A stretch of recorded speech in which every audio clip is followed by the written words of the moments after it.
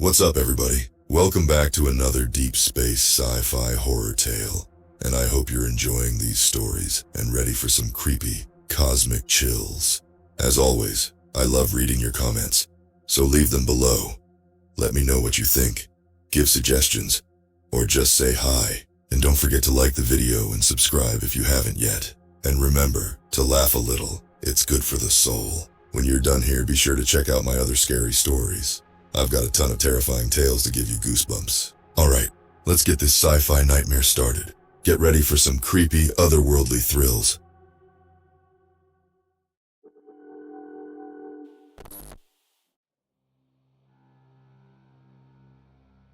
My name is Alex.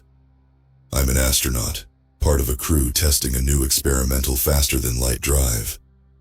Our ship, the Stellar Voyager, was supposed to be our ticket to exploring distant galaxies. We were excited, ready for the adventure of a lifetime. Captain Harris led our team. He was a seasoned space explorer, someone we all looked up to. Dr. Emily Ross, our lead scientist, was brilliant and always curious. Mike, the engineer, could fix anything. And then there was me, the rookie, fresh out of the academy but eager to prove myself.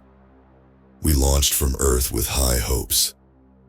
The Stellar Voyager was equipped with the Whisper Warp Drive, a new technology promising to take us beyond the stars. The first few hours went smoothly. The stars outside the windows blurred as we picked up speed. Everything was perfect. Or so we thought. Preparing to engage Whisper Warp, Captain Harris announced. We all strapped in, excitement and a bit of nervousness filling the cabin. Dr. Ross pressed a few buttons, and the ship hummed to life. The Whisper Warp engaged, and we felt a strange sensation, like being pulled and stretched at the same time. Then, everything went dark. When the lights flickered back on, nothing looked right. The stars were gone, replaced by an endless dark void. The ship's systems were glitching. Panic set in as we tried to make sense of what had happened. "Where are we?" I asked, my voice shaky. Captain Harris tried to stay calm. "Emily, Mike, run diagnostics. Alex, help them out." We worked quickly, but the readings made no sense. It was like we weren't anywhere. No coordinates, no familiar stars, just nothing. "Captain, this is impossible," Dr. Ross said, her voice tinged with fear. "We're not in normal space-time." "What do you mean?" I asked, feeling a cold knot of dread forming in my stomach. "I mean, we're trapped," she replied, "in some kind of dimension outside our own." As we tried to understand our predicament, strange things started happening. We heard whispers, faint and eerie, echoing through the ship. Faces appeared on the walls, ghostly and sorrowful. They seemed to be pleading, but for what, we couldn't tell. "Is this some kind of hallucination?" Mike asked, his voice trembling. "I don't think so," Dr. Ross replied. "I think these are the remnants of other crews." The realization hit us like a ton of bricks. We weren't the first to be trapped here. Other ships, other crews, had been lured into this dimension, and now they were part of it. Their voices, their faces, all fused into the walls of this eternal graveyard. We were not alone, but the company we had was far from comforting. The whispers grew louder, and the faces more desperate. They were begging for freedom, or maybe vengeance. We couldn't tell.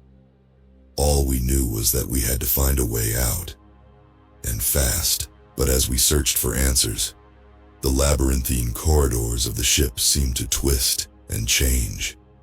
Every turn led us deeper into the unknown. The more we explored, the more we felt the presence of those who had come before us. It was as if the ship itself was alive, feeding on our fear and despair. And then we saw it. A message scrawled in what looked like blood on the wall. "No escape. Join us." We stared at the message, hearts pounding. Was this our fate? To be trapped here forever, becoming part of this haunting dimension? We didn't want to believe it, but the evidence was all around us. As the whispers grew louder and the faces more insistent, We knew one thing for sure. We had to fight. We had to find a way to break free from this nightmare, or risk becoming part of it ourselves. Days, or what felt like days, passed as we tried to navigate this twisted dimension. The corridors of the stellar Voyager were no longer familiar. They seemed to stretch endlessly, leading us in circles. The walls pulsated with a techno-organic glow, like veins filled with some unholy energy. Captain Harris was determined to keep us together. "Stay focused, everyone. We'll find a way out." But his voice lacked its usual confidence. We were all scared. The whispers were getting louder, and the faces on the walls more vivid. They watched us with hollow eyes, mouths moving in silent pleas. Dr. Ross was working tirelessly, trying to decode the ship's new environment. She believed there had to be a scientific explanation. "There's got to be a way to reverse this," she muttered, surrounded by screens displaying incomprehensible data. Mike, usually the rock of the group, was starting to crack. "I can't take it anymore," he said one day, slamming his fist against the wall. "These whispers, they're driving me insane." I couldn't blame him. The whispers seemed to seep into our minds, filling our thoughts with dread. Sometimes I could almost understand them, like they were trying to tell me something important. But it was always just out of reach. One night, or what passed for night in this timeless void, I was awakened by a soft cry. I got up and followed the sound, my heart pounding in my chest. It led me to the control room, where I found Captain Harris, staring at the main screen. "What's going on?" I asked. He didn't turn around. "I keep seeing them," he whispered. "The faces, they're familiar." I looked closer and gasped. The faces on the screen weren't just random. They were us. Our faces, distorted and twisted, blending into the walls. "What does it mean?" I asked, horrified. "I don't know," he replied, his voice breaking. "But we need to get out of here." The next day, Dr. Ross made a breakthrough. "I think I've found a pattern," she said, pointing at the data. "The dimension has a rhythm, a pulse. If we can sync the whisper warp drive to it, we might be able to break free." We all gathered around, hope flickering in our hearts. It was a long shot, but it was all we had. Mike got to work, adjusting the drive's parameters according to Dr. Ross's calculations. "It's ready," he said, wiping sweat from his brow. Captain Harris took a deep breath.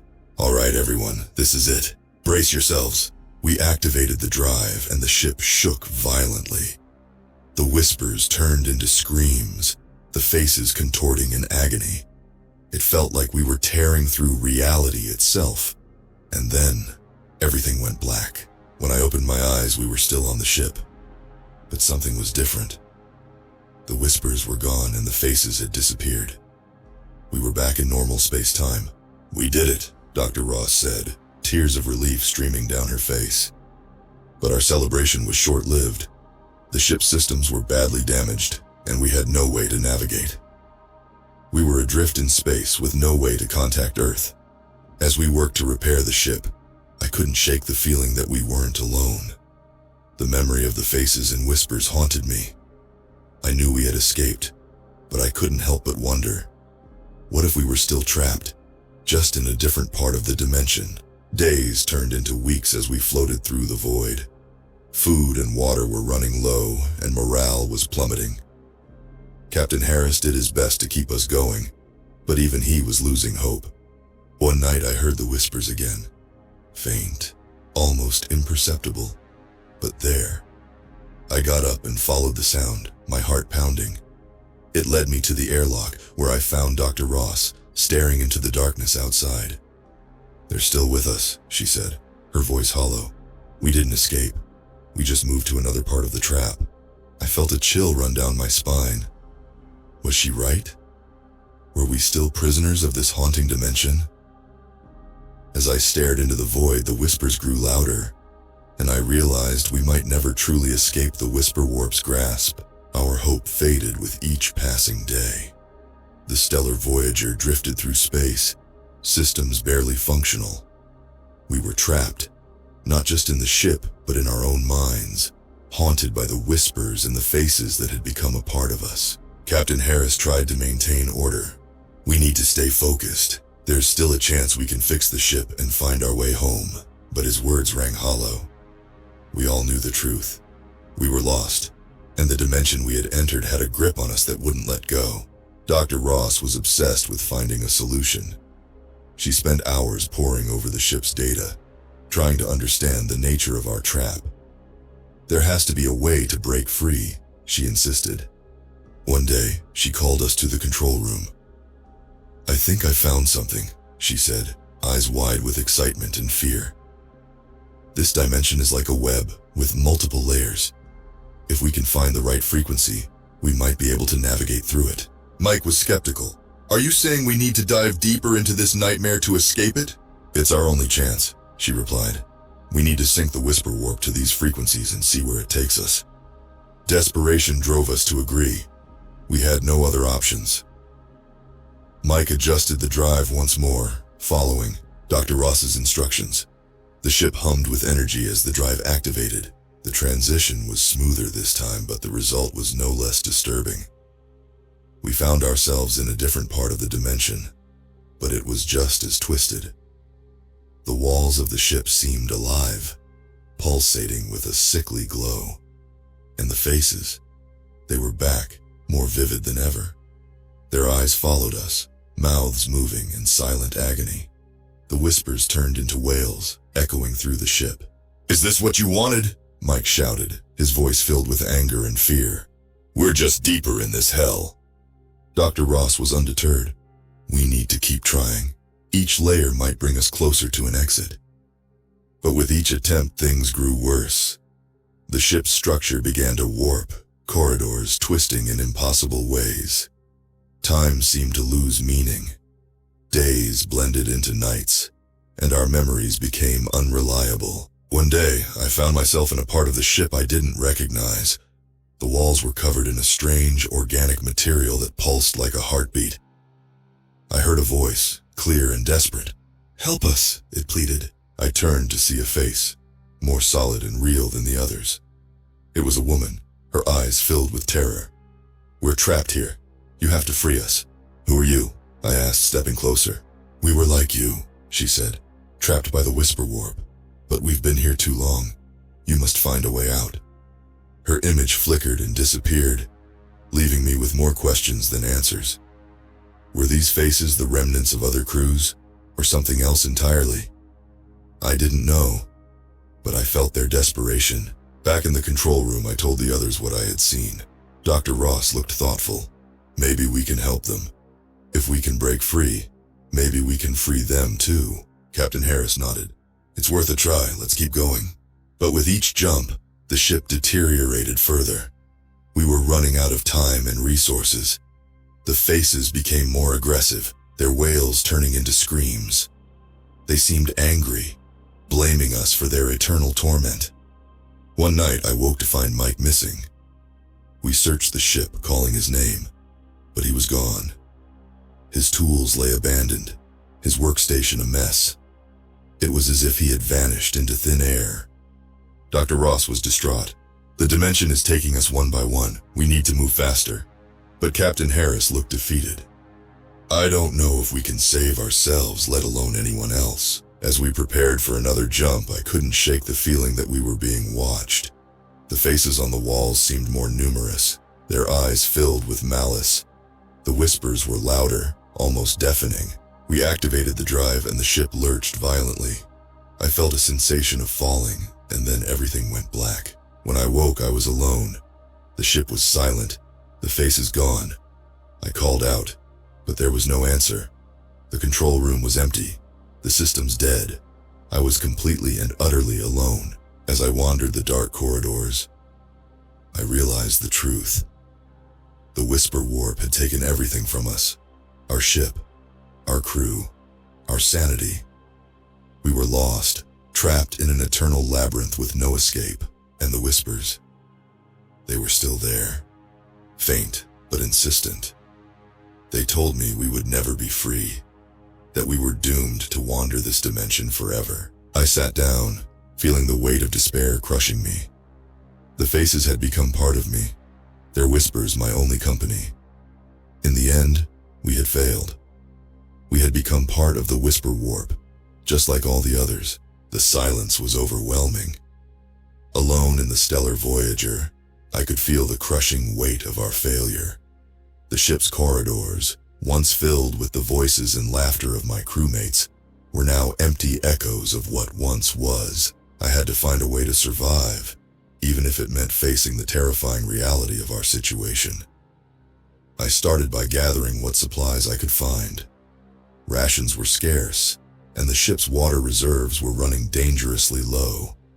But I had to keep going, for as long as I could. Days, or perhaps weeks, passed in a blur. I lost track of time.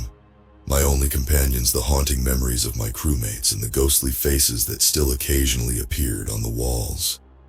I tried talking to them, asking for guidance, but their silent screams were the only response. One day, as I was scavenging for more supplies, I stumbled upon a hidden compartment in the ship's lower deck. Inside was a journal, its pages filled with the desperate scrawls of someone who had been here before us. The entries were fragmented, but they told a story of another crew that had encountered the Whisper Warp. The author, a captain like ours, described the same haunting faces and whispers.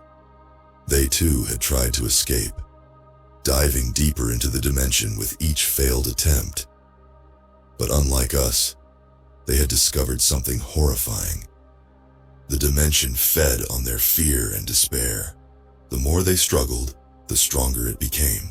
We became part of it, the last entry read. Our souls trapped, fueling the Whisper Warp. There is no escape.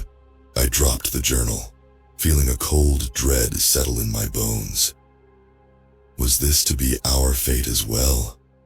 Trapped for eternity, our fears and sorrows feeding the very dimension that held us captive? I couldn't accept that. I had to keep trying, for the sake of my fallen crewmates, and for my own sanity. With renewed determination, I returned to the control room. The ship's systems were barely functional, but I managed to coax them into life. I spent hours, days, trying to understand the dimension's patterns. Dr. Ross had been right about the layers, but there had to be more to it. If the dimension fed on fear, maybe there was a way to use that against it. I programmed the Whisper Warp drive to a new frequency, one I hoped would disrupt the dimension's grip. With a deep breath, I activated the drive. The ship lurched violently, the walls around me pulsing with a sickly light. The whispers turned into screams, but I focused, willing myself to remain calm. If fear was the key, then I had to conquer it. The ship seemed to warp and twist, reality bending around me. I closed my eyes, blocking out the terrifying visions, focusing only on the drive's hum. And then, with a final shudder, the ship fell silent. I opened my eyes to find myself in a different part of the dimension. The walls were no longer pulsing and the faces had disappeared. The whispers were faint, almost non-existent. Had I done it? Had I found a way to disrupt the dimension's hold? I cautiously explored the ship, hoping to find some sign of my crewmates. But the stellar Voyager was empty, a ghost ship adrift in a sea of darkness. I was still alone, but the oppressive weight of fear had lifted. I returned to the control room and tried to make contact with Earth, but the systems were too damaged. I was still trapped, but at least I had found some measure of peace. As I sat in the silent control room, I made a vow. I would find a way to escape, not just for myself, but for all those who had been trapped before me. The dimension may have taken everything from me, but it hadn't taken my will to fight, and so I began my journey anew, determined to conquer the Whisper Warp and find a way back to the world I had lost. The faces and whispers were still out there, waiting, but I would not let them defeat me. I was the last of the stellar Voyager, but I would not be its final victim. Days melded into one another, in the endless void. I continued my solitary battle against the Whisper Warp, driven by the haunting faces and whispers that, despite their faintness, still lingered in the background. The more I delved into the ship's systems, the more I realized how much it had changed, morphing into a blend of technology and organic matter. I spent countless hours in the control room, trying to decode the nature of the dimension. I needed to understand how it operated, how it fed on our fear and despair. I replayed the data logs left by Dr. Ross, hoping to glean some new insight that would aid my efforts. One day, as I was examining the logs, a thought struck me. If the dimension fed on fear, then perhaps emotions were the key. What if I could manipulate my own emotional state to weaken its hold? It was a long shot, but I had to try.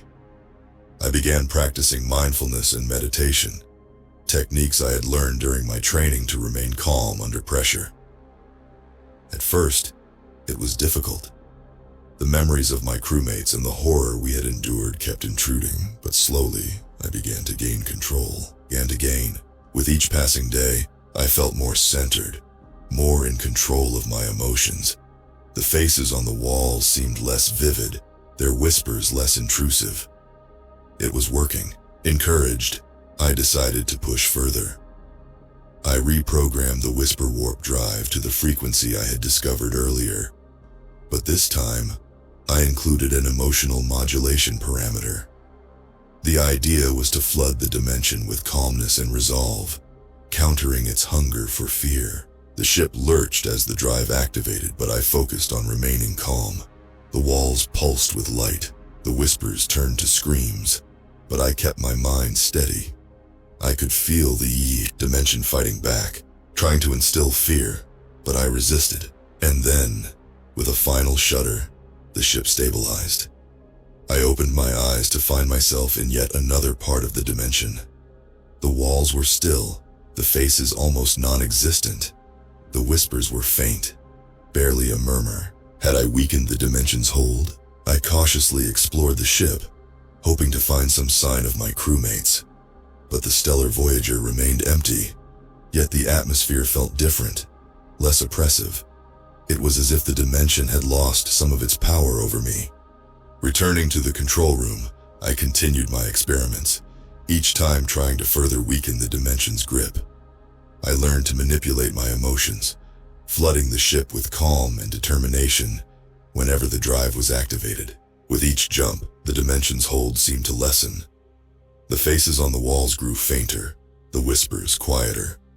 I began to hope that I was making real progress. One day, as I was preparing for another jump, I noticed a change in the ship's readings. There was a signal, faint but unmistakable, coming from deep within the dimension. Could it be a way out? Or perhaps a beacon from another trapped crew? I decided to investigate, programming the drive to follow the signal.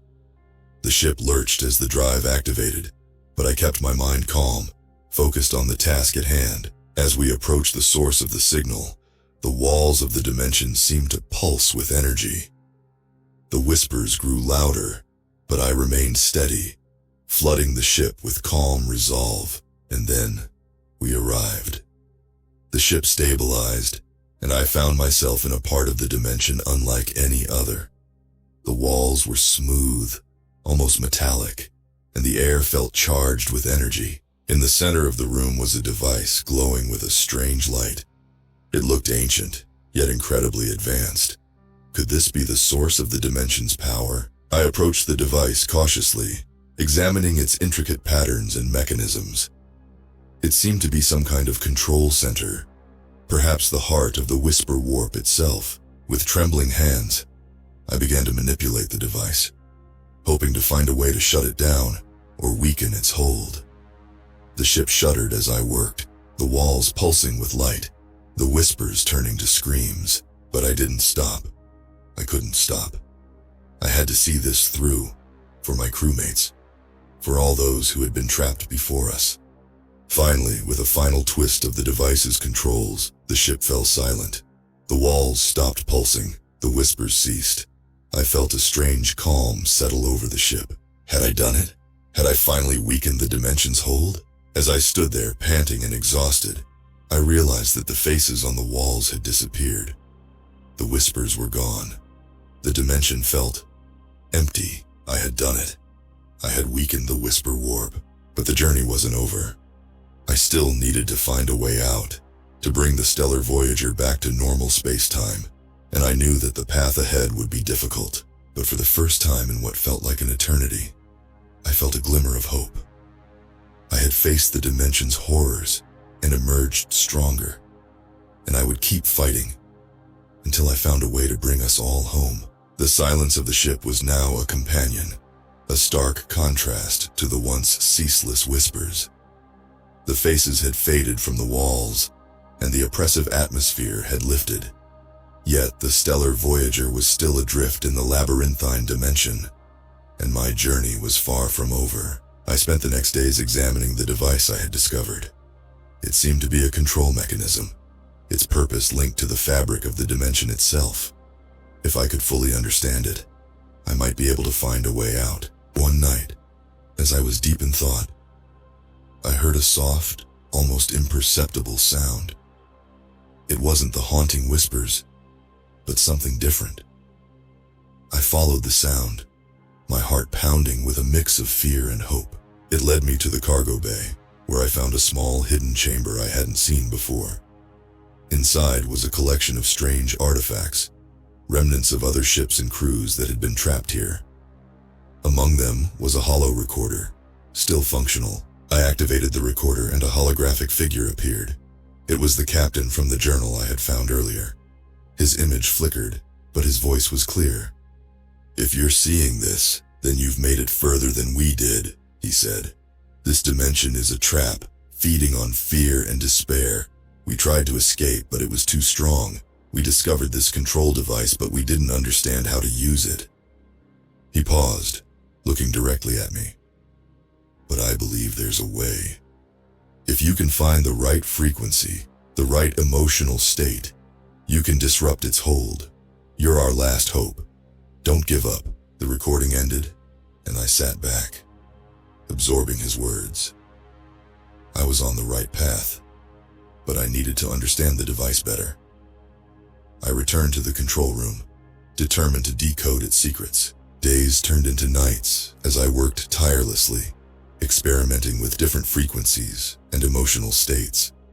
I flooded the ship with calm, determination, even joy, trying to weaken the dimension's grip further. Each attempt brought me closer, but it was slow progress. One day, as I was working, I felt a presence behind me. I turned to see a faint, ghostly figure. It was Mike, my crewmate who had disappeared. "Mike?" I whispered, my heart aching. He nodded, his form flickering. "You're close, Alex. Don't stop. You have to find the right balance. The dimension is weakening, but you need to strike the final blow." Tears filled my eyes as I reached out to him, but his form dissipated. I was alone again, but his words gave me strength. I knew what I had to do.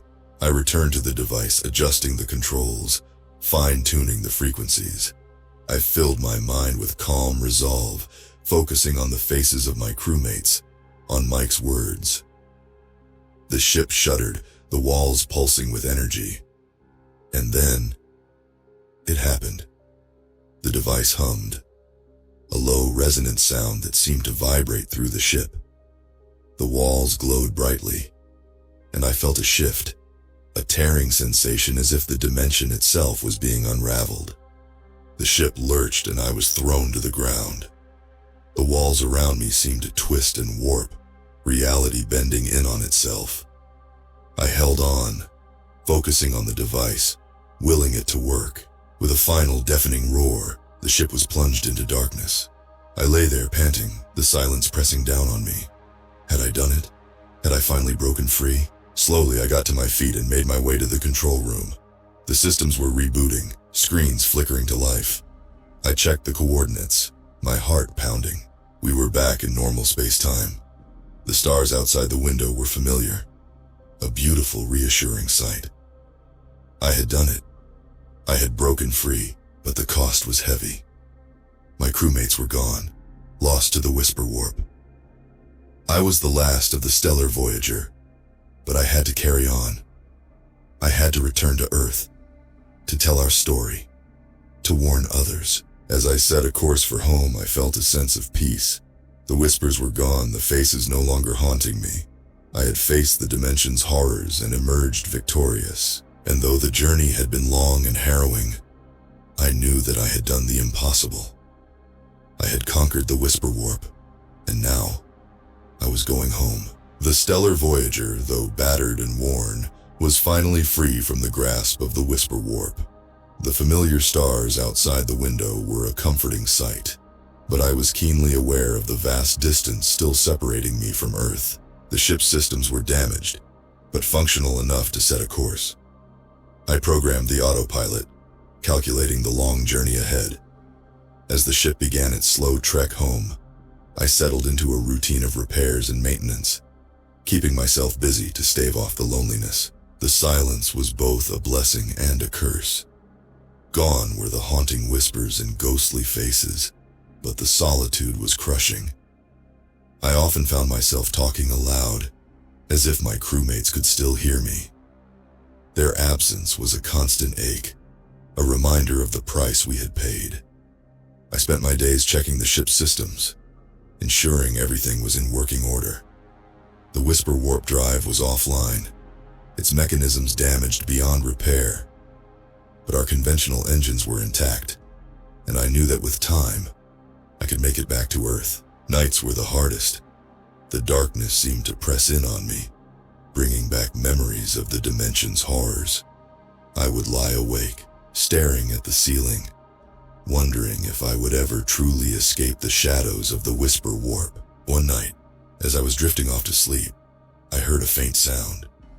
It wasn't the haunting whispers, but something else. A soft, rhythmic beeping. I got up and followed the sound to the control room. There, on one of the screens, was a signal. Faint, but unmistakable. It was a distress call, repeating over and over. My heart pounded as I realized it was from another ship, trapped in the Whisper warp. I hesitated, the memories of my own ordeal flooding back. But I couldn't ignore the call. I knew what it felt like to be trapped.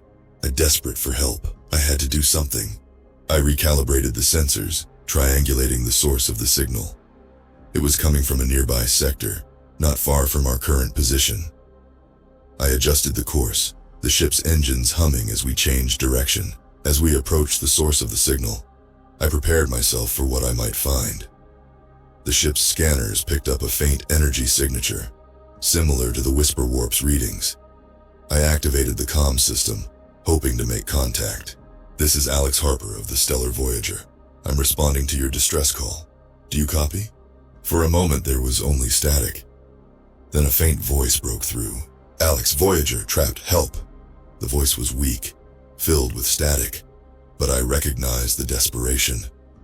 I followed the signal, and soon, the source came into view. It was a small ship, battered and damaged, much like the Stellar Voyager. I maneuvered the ship closer, initiating docking procedures. As the airlocks connected, I felt a surge of determination. I had escaped the Whisper warp, and now, I was going to save someone else. I donned my suit and entered the other ship, my flashlight cutting through the darkness. The corridors were eerily silent, but I followed the signal to the control room. There, slumped over the controls, was a lone figure. I rushed over, checking for signs of life.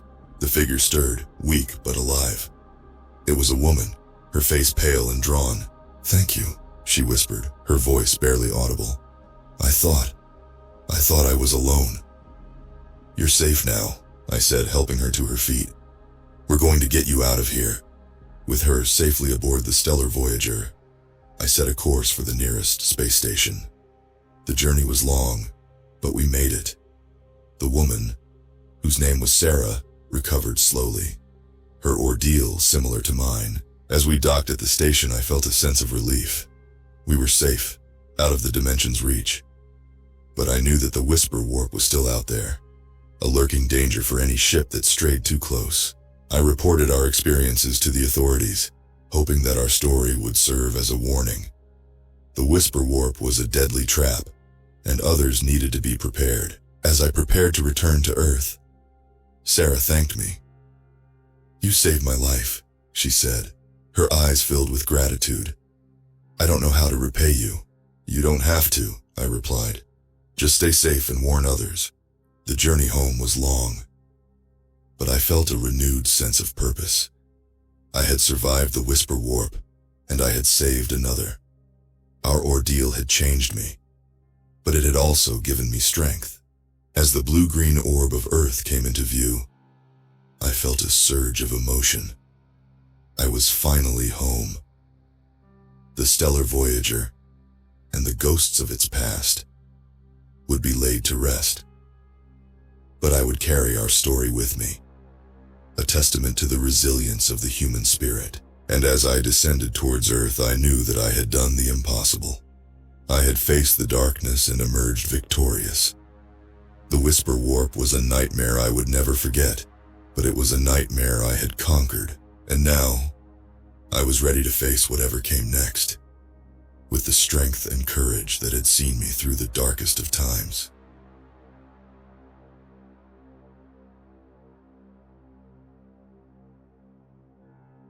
It all started 6 months ago, when the big company Dynacorp hired me for a secret mission in deep space. They were paying an insane amount of money, enough to pay off all my student loans and more. The job listing was vague, saying it involved studying some anomalies way out in space, but I didn't care about the details. I was a new PhD in astrophysics and desperately needed work to start paying back my huge debt pile, so I signed the non-disclosure agreement without even reading the fine print. Little did I know this research mission would become a living nightmare that still haunts me every night when I manage to fall asleep. I have severe PTSD now and flinch at the slightest loud noise or bright light. Both remind me of that place, the hellish underworld that seems overwhelmingly and horrifyingly real. But I'm getting ahead of myself. Let me start from the beginning. After signing up with Dynacorp, I was flown to their remote launch base in the Nevada desert. That's where I met the rest of the 9-person crew for the first time. We all had advanced degrees related to astrophysics, engineering, or xenobiology.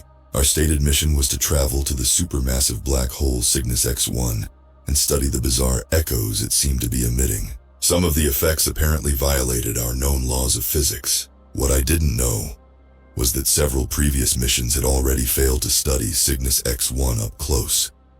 Their vessels experienced catastrophic failures upon reaching the black hole's closest stable orbit, and all crew members were either killed instantly or they wished they had been by the time they made it back to Earth. After one whole week of traveling, our fancy research ship Eureka got to the outer edges of the big black hole Cygnus X1's deadly swirling disk. It was a big whirling mess of super-hot plasma getting sucked into the black hole's huge mouth. We were still a pretty safe 100 million miles away from the black hole's horizon itself, or at least we thought we were safe at that time. For the next few weeks, we took turns watching the big bunch of sensors pointed at the bubbling hot plasma around the black hole. We were looking for any weird stuff. At first, the readings looked normal, just like our models said we would see from a supermassive black hole eating everything near it. We joked that Dynacorp could have just sent robot probes instead of us. But then things started getting weird. Extremely weird. Weird in a way that made my skin crawl and my guts churn every time I think about it. We started detecting bizarre quantum fluctuations and gravity waves coming from just outside the event horizon itself. They were unlike anything in modern physics. The anomalies only lasted for split seconds before disappearing, but their patterns were unmistakably artificial, clearly not natural. It was almost like some ancient and evil intelligence was trying to communicate with us across dimensions. Against my advice, the overeager mission commander decided we needed to move the Eureka closer to better locate the source of the exotic signals. We fired our engines and slowly started our descent towards the black hole's event horizon, the point where not even light can escape. That's when the visions and nightmares started. At first, it was just glimpses out of the corner of my eye. Grotesque, twisted faces in agony, shrouded in darkness. Then came the distant but unmistakable sounds of anguished screaming and ominous metallic groans.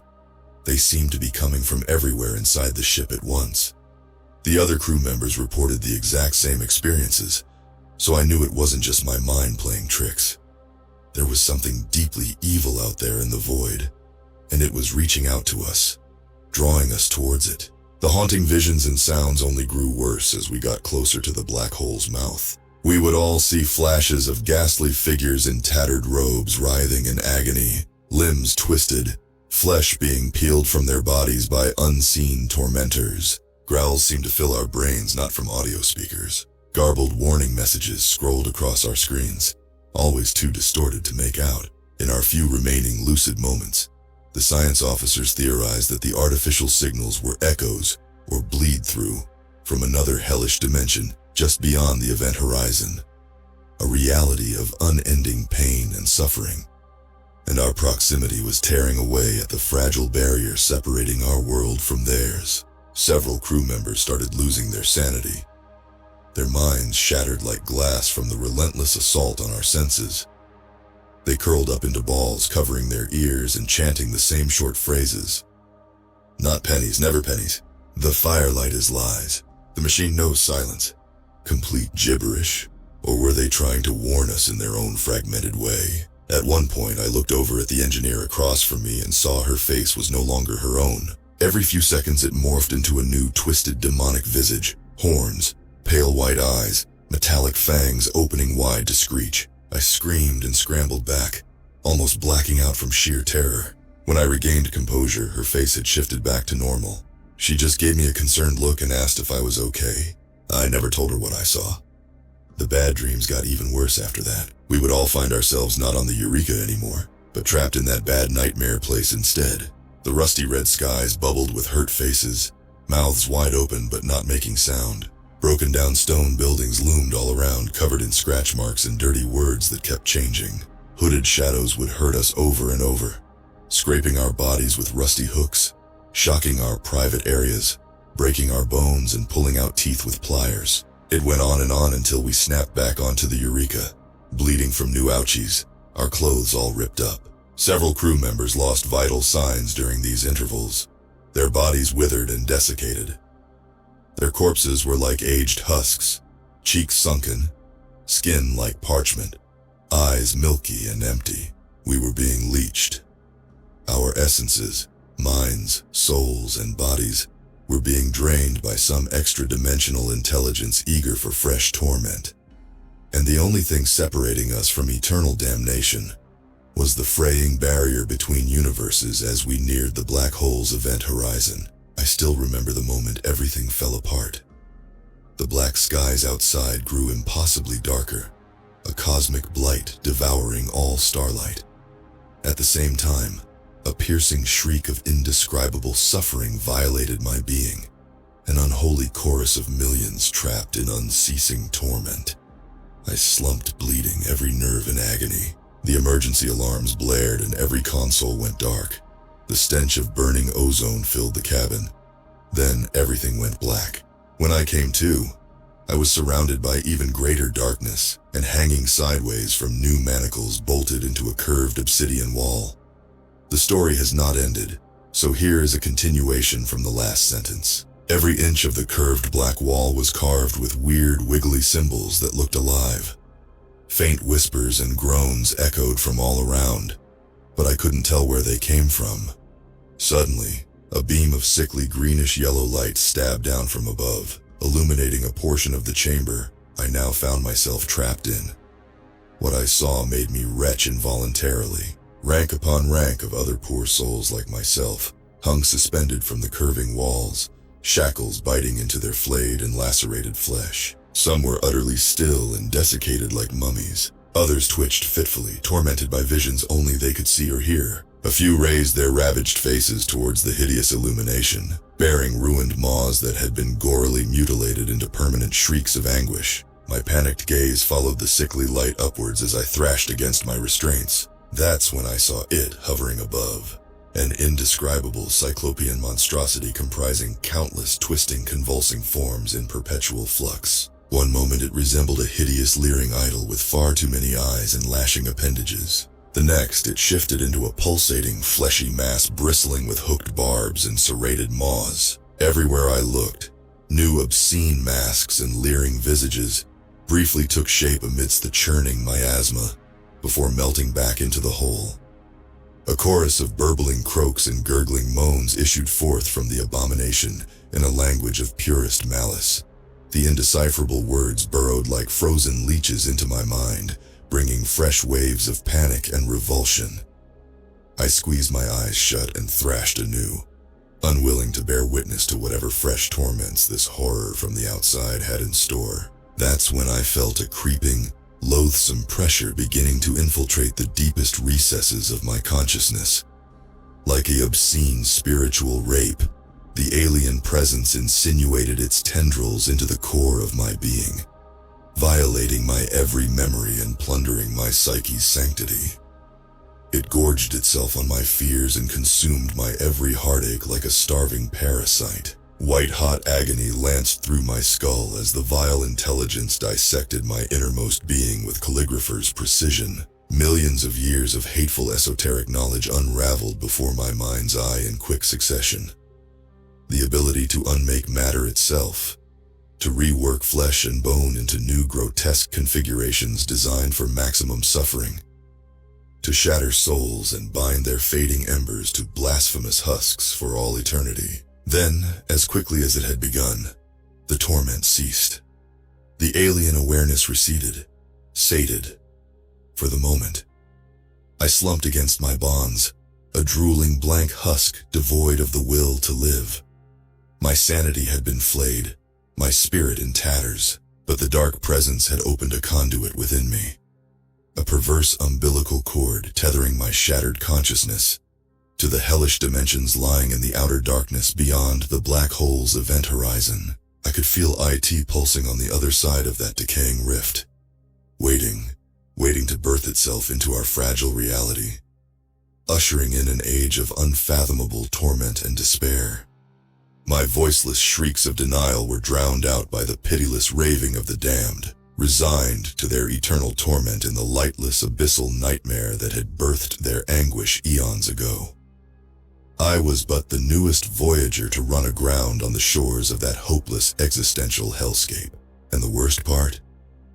Some primal gut instinct deep within told me that the unspeakable being I had just bore witness to, that was merely an infant youngling compared to the even more vast and unknowable cosmic horrors slumbering in the abyss beyond. Reality itself was buckling inwards from the tenebrous grip of that hateful alternate dimension. The final veil separating our worlds was failing.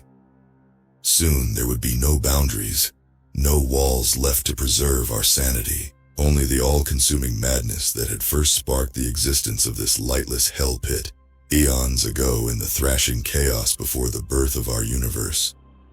Damnation was coming for us all, and God's help any poor souls still alive when the floodgates finally burst open and the ultimate reckoning begins.